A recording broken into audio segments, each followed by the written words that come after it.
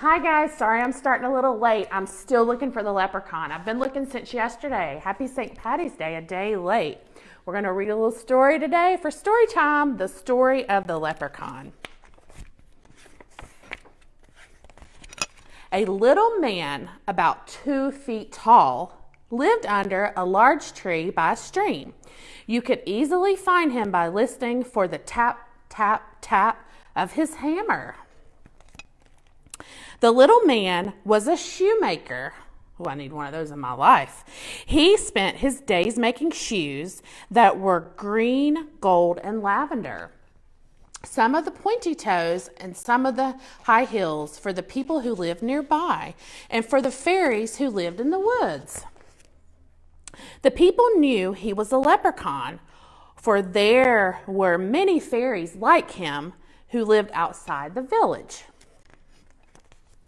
The people paid the leprechaun with pieces of gold for the shoes that he cobbled. The fairy shoes were made of satin, and they were tiny.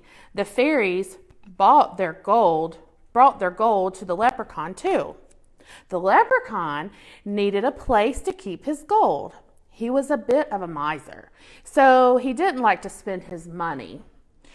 An old metal pot became the perfect place for all of his wealth. His shoes were so prized that soon his pot of gold was overflowing. One day, a man named Tim came to the leprechaun's shop by the tree. He wanted a pair of shoes that would be violet blue with thick heels. As he was describing the shoes to the leprechaun, Tim spied the pot of gold. Tim knew that if he could capture the leprechaun, he would be granted 3 wishes because leprechauns are magic. "I'll come back in a few days to collect my shoes," said Tim. The leprechaun was no fool. He knew what the man was really after. He buried his pot of gold in a field filled with berry bushes. A few days later, Tim came back and the leprechaun gave him the violet blue shoes. But when the leprechaun turned to hide his payment, he was snatched from behind. The leprechaun could not escape.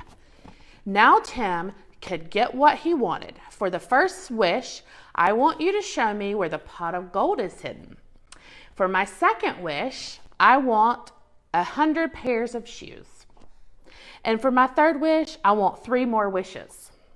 The leprechaun said, "I can grant you the first 2 wishes, but the third wish is a greedy trick and cannot be granted." The leprechaun brought Tim to the field and pointed to the spot where the gold was buried. Tim had no shovel to dig with, so he marked the spot with a stick and a shoe. He would come back later. When Tim returned, he could not believe his eyes.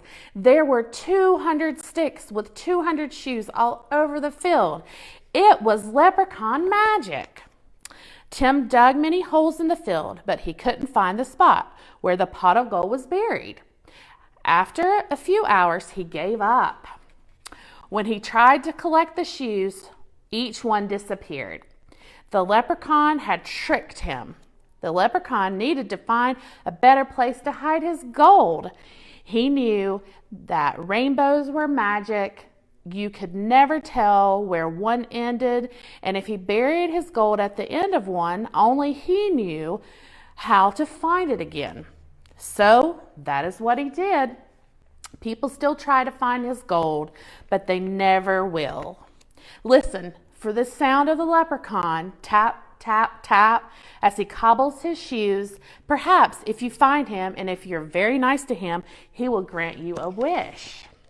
I hope you guys see the rainbows today. Enjoy the weekend, and we'll be back next week and have story time reading with Radius.